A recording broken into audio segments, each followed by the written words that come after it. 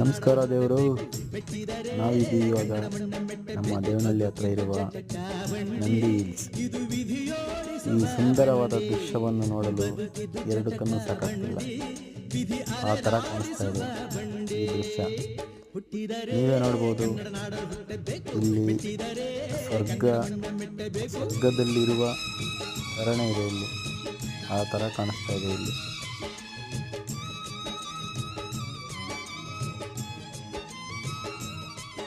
ತುಂಬ ಚೆನ್ನಾಗಿದೆ, ಮತ್ತೆ ಮತ್ತೆ ಬರಬೇಕನ್ನಿಸುತ್ತೆ.